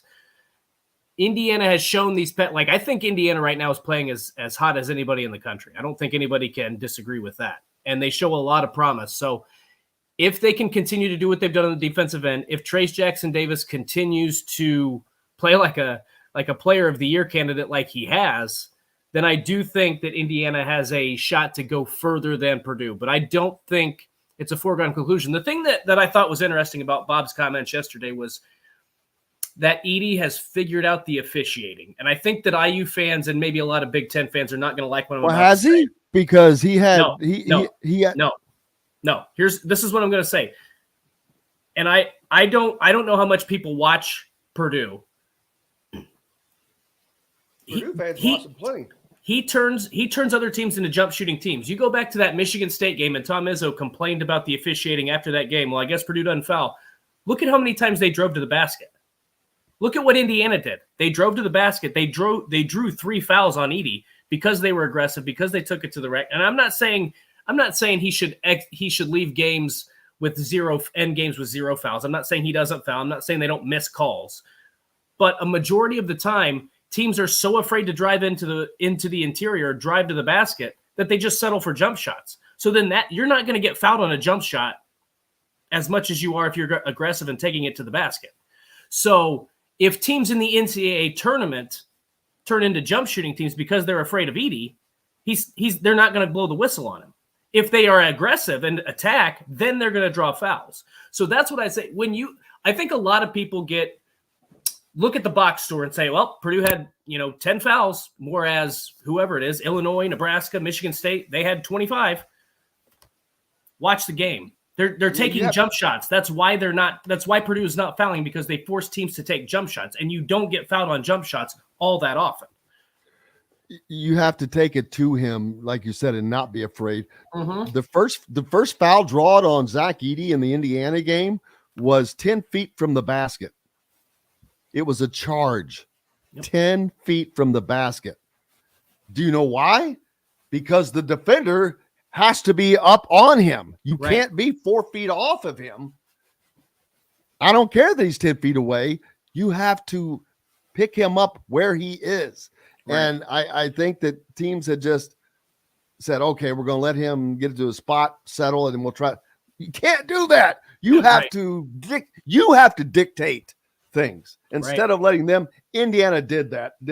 I mean, they didn't do it the whole time. You can't do it the whole time. It's virtually impossible. I mean, he is an immovable object almost. If you haven't seen him, or if you have not been around a 7'4" athletic person in your life, you have no idea and cannot comprehend the size. I used to work next door side by side to Tree Rollins. Tree Rollins was a former player for the Atlanta Hawks back in the day, but he was a 7-footer. Yep. And I'm 6'1", so I'm not gigantic, but I'm like, gee whiz. I mean, the dude is big. Yeah. 7 foot is big. A foot taller than me is big. So yeah, crazy. But Indiana now travels to Michigan, where it's a different challenge. It's on the road. Yeah. And Indiana on the road this year, they're 3-5. So that's a problem right there. They're 3-5 on the road. Yep. They've got to pick up some road wins. And this is definitely a winnable game for them, because Michigan is not the same team we thought they were. Now, they do have some good players. They do have some shooters, but this is not the same Michigan team we thought coming into the season. Crowd them. They're who we thought they were. See, we don't have the John, we don't have the great clips to play, so I got to do all the impersonations.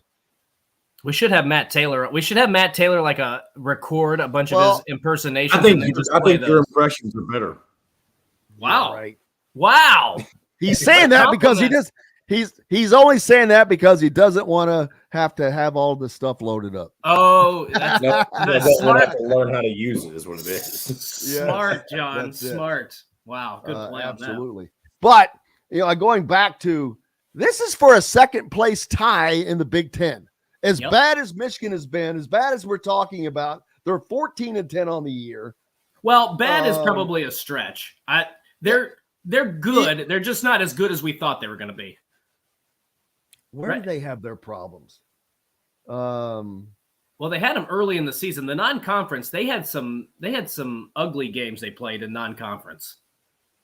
Well, they lost to Arizona State in Brooklyn. They got badly. They got just absolutely smoked in that game. Then they barely beat an Ohio team at home in overtime. Did they lose to Eastern Michigan? They lost to a MAC team, I'm pretty sure. Well, they beat Jackson State by 10 at home. Mm-hmm. They then lose to a good Virginia team by 18 at home. Then they go to London, England to get beat by Kentucky. They win a couple against Minnesota and Lipscomb. Then they lose to North Carolina, who Indiana beat around that time. Then they lose to Central Michigan at home. Then they went to East Lansing. They lost to the Sparty. They lost at Iowa in overtime. They lost at Maryland, which a lot of people have done. They lost at home to Purdue, which is not. And then they lost on the road at University Park to Penn State, whom Ohio State or Wisconsin escaped with a win last night. Talk about streaks. They also have a streak on Penn State. They've won 18 of their last 19, I think, against them. And then that's the last game. The last game they lost. Now they've won 3 straight. They beat Northwestern. They beat, but it's Northwestern, Ohio State, and Nebraska, the 3 worst teams in the Big Ten. No, Northwestern's right in that mix.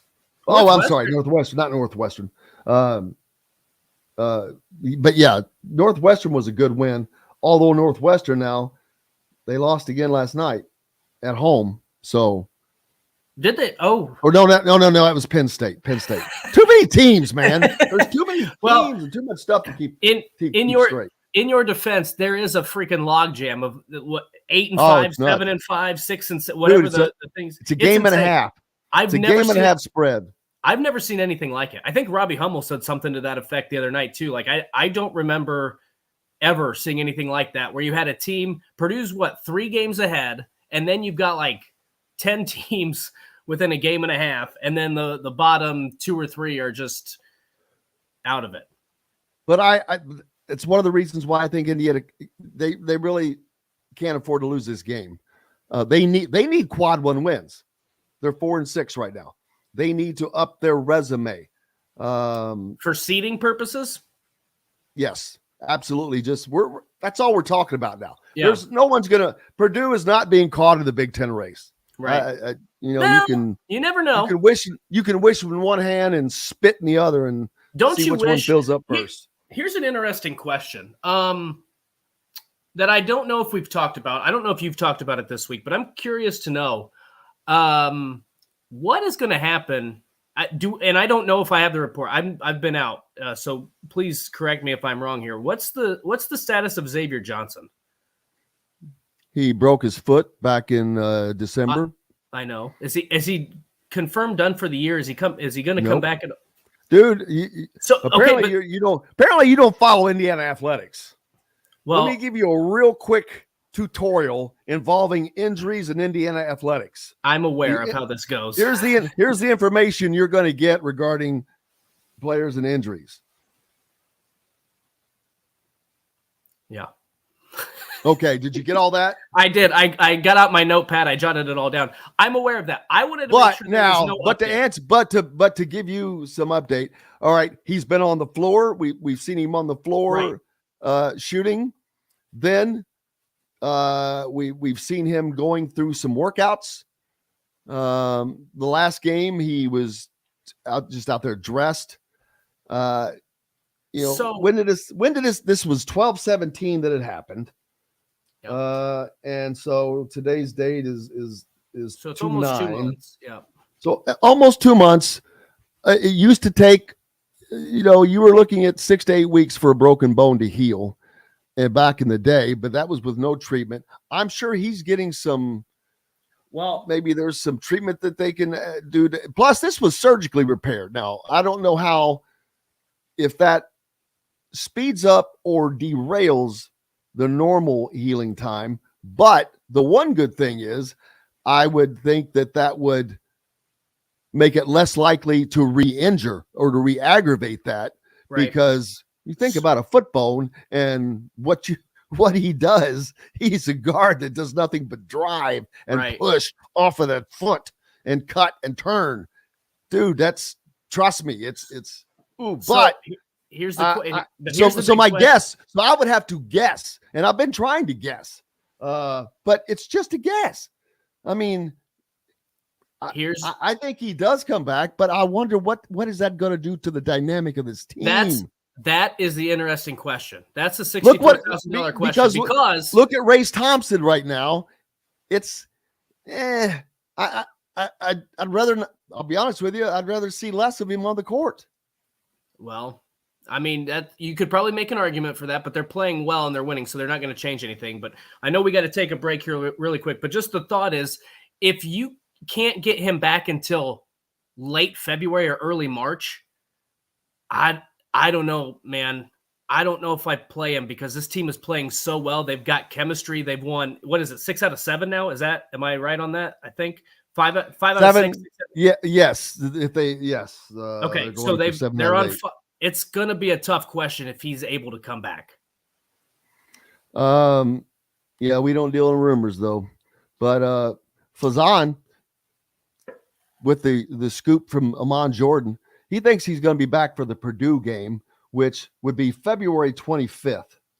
I think the one thing I do think is it will be a home game that he makes his return in, but who knows?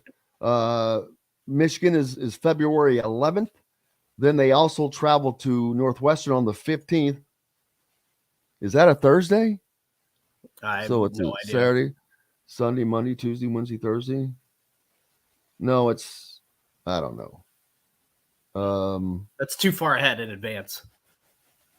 He could possibly return for the Illinois game. That's February 18th. I don't know. I'm just guessing. I don't know where he is in his rehab as far as being cleared to play. Right. So I'm being honest with you. I don't know. I'm not. Because I'll tell you, I don't really care. He's going to come back when he comes back. Right. And when he does, he does. My biggest concern when he does come back is not that he's back. It's what we just talked about. How's that? That's because the thing that I would be fearful for as a fan is Mike Woodson has shown a great penchant for going with seniority no matter the situation. Brace Thompson comes back, and the first thing he does is start. I'm like, why? It's a topic I don't want to talk about because I don't want to talk about injuries or benching a kid because he got injured. I don't think that's a healthy conversation, but I think it's a legitimate thing to think about because because if this team was in 8 games, if they were 4-4, you got to throw Xavier back out there if he's healthy. But the fact that they've won 6 of 7 or 7 of 8 or whatever it is, I can't think off the top of my head, beat Purdue, got some big wins in there. It's something that you have to consider at this point because if he's not coming back till late February or early March, you've got to weigh the pros and cons of that because this team is playing so well. The best basketball up there with anybody in the country right now.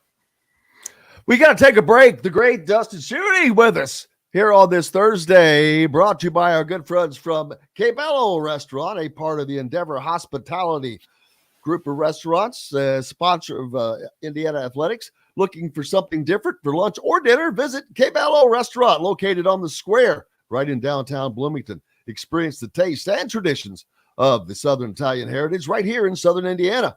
Enjoy handmade pasta and house-made desserts. At Cabello, they curate local produce, purchase fresh meats from BB's Market, so every meal you share at Cabello has its roots in the community. Back with more Indiana Sports Beat Radio right after this. We'll be right back to the Golf Club at Eagle Point Studios for more Indiana Sports Beat Radio with Jim Coyle, presented by Endeavor Hospitality Group and Andy Moore Honda of Bloomington. Dustin, I think you've injected some new energy into Jim. I could just something about you being here that brings out the well, I'll tell you, energy. Do you know what it is? That's one less avenue my brain is not having to travel. I'm being serious. I'm being serious as hell. I'm sitting here doing 3 and 4 different things all the time. Right. But when I have you, it's like, sigh of relief. I can talk to you and get things accomplished. and stay on top of things. Because I'm good at talking. I like to hear myself talk. No, it's good conversation. It's good conversation to go back and forth. It's better than talking to me. It's a lot. Trust me, I've had a lot of conversations with people, and they're all better than the conversation I have with myself. Well, I shouldn't.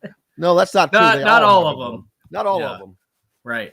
Yeah, No, I'm really mad, and I'm still not over forgiving John for us not being on the day before Christmas because we missed Festivus. Oh yeah, we did miss Festivus, didn't we? I got a lot of problems with you people. No, it wasn't the day. It wasn't Christmas Eve. It was. It's Christmas Eve. Yeah, it was the Friday because Christmas was on a Sunday. Yeah, I remember that. No, but we took the Monday off. I don't understand why. We took Friday and Monday, I think. I didn't like it. I don't like it. I don't like missing Festivus. That's when you air the airing of grievances. Got a lot of problems with you people. You're gonna hear about it. Got a lot of problems with you people.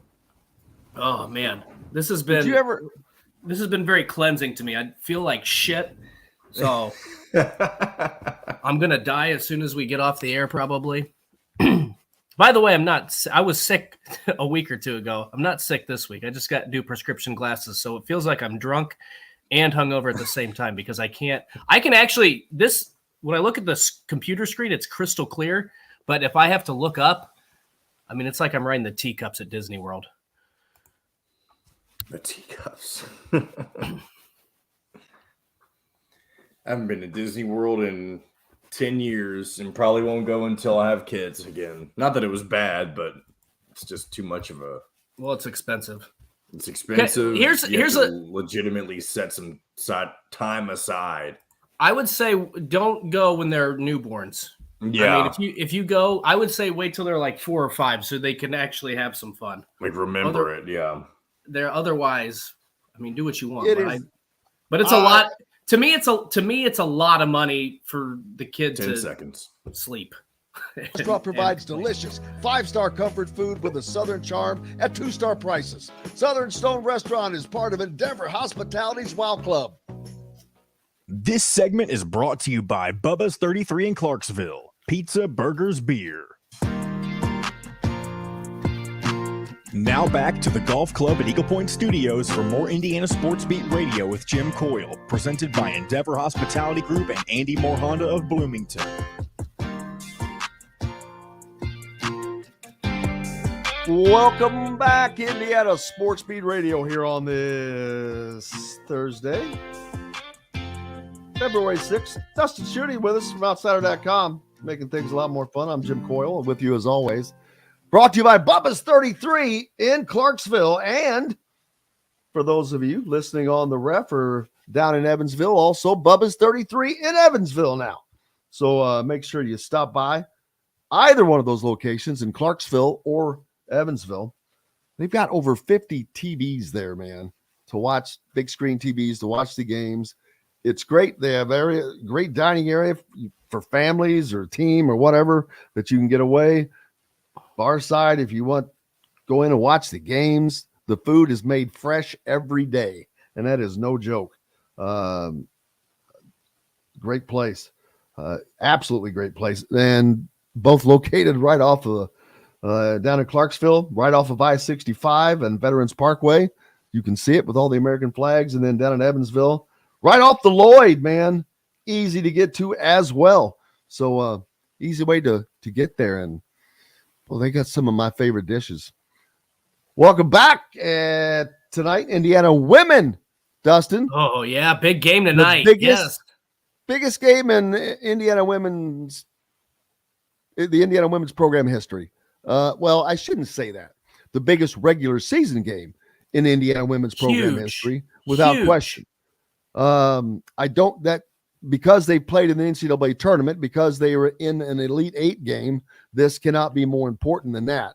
But short of the tournament runs here in the last 2 years with the Elite Eight and the 16 run, do you know in the last 4 years or so in the NCAA tournament, they've only lost to a 3, 2, or a 1 seed. Wow, really? Huh. Yes. Good for them. So that's a great sign, and hopefully that goes up for them. I did not get a chance to say this because the game was on Sunday, but huge shout out to Purdue and Indiana fans, because there were quite a few Indiana fans too at Mackey Arena to sell out. They have a regular thing where they take the bus up for that game. That's a regular scheduled deal. But yes, and you could hear them. A huge shout out. The Purdue fans were outside the arena before the game, hours before, camping out. That was awesome to see for a women's game. Not only for a women's game, but it's not like they're good this year. Well, Purdue's not. It wasn't like it was a top 5. Not like we're going to see tonight. Let's see that. Let's see that again because they still play Purdue one more time at Assembly Hall, right? Let's see the Indiana fans do that when that game comes back, because they got some big games. Indiana's got 3 ranked teams left. They got Iowa, Ohio State, Maryland. Oh, the Big Ten's is a meat grinder at the top. It's crazy, but this is going to be a fun. It's going to be a fun walk game in the tonight. park. At the bottom, it's a walk in the park. At the top, it's a gun and knife fight. You've got 4 teams that have been ranked inside the top 10. You have 2 that are currently inside the top 5. And they are both top 5 teams. Now, one of them will fall out of the top 5 after tonight, but that does not mean they're not top 5 teams. I still think the women's tournament is going to be fun to watch. The last, when it gets down to those last, those last 3 games, I'd say the second weekend could be the second game of the second weekend should be starting to get really good about then.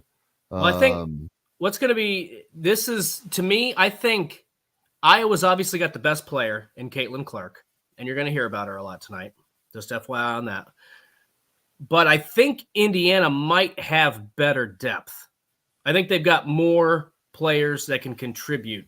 And that's not, I'm not knocking Iowa because they're obviously a very good team. But that's the exact truth. But Iowa has the best player. Right. Number 1 player in Indiana. And that's saying something because Indiana has an All-American in Mackenzie Holmes. They have, I don't, her injury will probably cost her All-American status, but Grace Berger's an All-American. She's going to be a pro player. Sarah Scalia is the best shooter at Indiana University. I agree. Yes. I did not specify men's or women. I know. I said it at Indiana University. Yes. That girl can shoot. Then you've got they've got a 6'4" or 5 guard. Indiana has size. They have, I didn't even mention Sydney Parrish. So yes, they have a much better cast of characters. I wish I could remember. It's kind of like Purdue. You can't let one player beat you. You got to shut the other. Just make sure you shut the others down. Caitlin's going to get hers. She's fast. She's fast. She's not only is she fast. I mean, I'm blanking on. We've never talked this much women's basketball on this show, but it's not every day that you have a top 5 matchup tonight.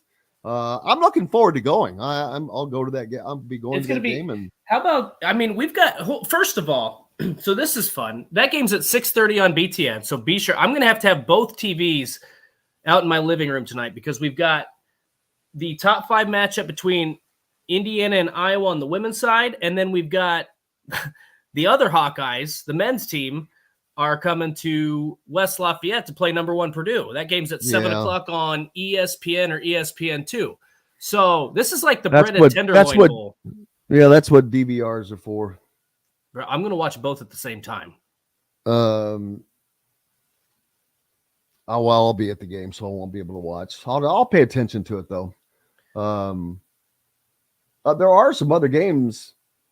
See, tonight, I've already mentioned Iowa's at Purdue, Northwestern's at Ohio State. Those are the only 2 men's games. Saturday, while Indiana takes on Michigan that evening in the nightcap at 6. During the day, starting at noon, Penn State travels to the Bermuda Triangle in Maryland. Number 24, Rutgers. It is. Nobody wins there. Number 24, Rutgers goes to Illinois. Now that's going to be a battle. That should be a game to watch. Illinois got to be, or Rutgers has to be, smarting from this game that they just lost. Now you got to go to play an Illinois team that's, they're not great, but that's well, what the, okay, got to go back to the standings. Where are the standings? Where are they? Dang it. I've got too many daggone windows open. I do that all the time. Every day of my life, I have too many windows open. I mean, gosh dang it. So where's Illinois? Are they in the Big Ten standings? I think they're right in that mix of 7 and 5, right? I get confused as to who's okay, here we go. Who's where in terms of the actual Illinois, yes, Illinois is 7 and 5. Yeah. So they are a half game behind Indiana. Actually, you've got 3 teams at 8 and 5. 3 teams. 1, 2, 3 more at 7 and 5. But so that means they're only a half game back, right? Yeah, because they haven't played just a half game, right, because they haven't played as many. So that's 3 teams that are a half game back of 3 teams, which are 6. Then you have 2 more that are just 1 full game back of those that right.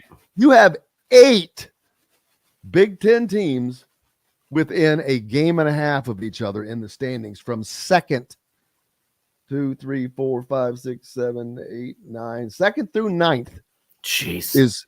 Is separated by 1.5 games. So theoretically, you could have one team be 9th this week, and then next week they could be 2nd.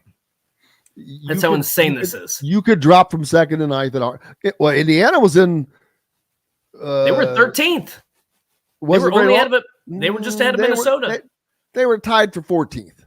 Okay, well there you go. Yep. They were 1 and 4, which was what Minnesota was. Okay. So they were tied for 14th at one point. Then they went on the streak. They won 3 in a row, and they've won 6 out of 7. That's what, boom, straight up like a rocket. They've gone from dead to the bottom and up to near the top. So, but that's why you got to beat Michigan. Michigan's not going to make the tournament. I just don't believe Michigan. They're so far down in the net rankings. They have a lot of work to do. They do, but if you look at their schedule, they got at home against Indiana, at Wisconsin. They still got Michigan State. They still have at Rutgers, and then they've got at Illinois and at Indiana. So if they could rattle off a couple of those big wins, they're going to need some upsets. I'd say they're on. I haven't looked at Mike's updated bracketology yet. Well, I'll tell you this. I've mentioned this before. They're 2 and 8 in quad 1 wins right now. Games. Right, but they do have opportunities with 2 games against Indiana, Rutgers, a couple against Wisconsin. Okay, so they'd have to win all of those games, and if they did win them, that would break them even in quad 1 wins, and that would be good enough. Now that would be good enough, but to expect them to win all, there is no way in hell they're winning all those games. I'm just saying, I'm not ruling them out yet. Yeah, I understand. And they shouldn't be. I like to do things you shouldn't do. You're a real rebel. I pretty much am. But that's why they can't lose this game. I think Indiana? Yes, I think because I think that they're not going to be a tournament team and their net ranking is so bad. Mm-hmm. But it's good enough for Indiana that it's a quad 1 win if you can get this win. And Indiana needs a quad 1 win. They're a 5 seed right now. Their ceiling is a 3, and they can achieve that. Let's see if they do. Man, it's been another great fun day. Where are we, John? You're not on there yet, but I thought we were getting close. Oh, okay. So I was miscounting. Cannot thank everybody enough for all the comments on the Andy Moore Honda hotline. You guys from all over, and I love it. Carl says, talking about Indiana being a number 1 seed to get to the Elite 8 a few years ago. Make sure you show up tonight for the women as Indiana taking on Iowa. Number 2 Indiana taking on number 5 Caitlin Clark and the Iowa Hawkeyes. So that'll be a fun evening. And Bloomington's had some big games here lately. Yeah, they have. Bloomington's been popping. Men's and women's. I mentioned Assembly Hall has been popping. Assembly Hall has been like it used to be. Think about this. Indiana the men's and women's could have combined beaten number 1 Purdue at home, beaten Purdue on the road, beaten number 24 Rutgers at home, and potentially beaten number 5 Iowa at home. That's got to be one of the best stretches for those two programs, maybe ever. Well, yes, because the women's program has there's never been a time when the women and the men were great at the same time, because the women have never really had this kind of a run. So it is. Man, it has been a blast. Can't thank everybody enough. Big thanks to Kyler Staley, of course, from thehoosier.com, where you need to go for all your updates, getting ready for the game. They'll have the previews for that there, as well as recruiting information from all of the writers at thehoosier.com. And big thanks to Dustin Schutte, of course, for taking time out of his secret what do I say? From his assignment. Super secret to assignment. Join us today. You know what? Terry Morin is definitely going to win Coach of the Year in the Big Ten. You know, she's not going to get National Coach of the Year unless somebody knocks off South Carolina. But hey, I hope maybe see some of you guys out tonight at the game. If not, it'll be tomorrow. Because until then, I'm Jim Coyle. I will see you on the radio.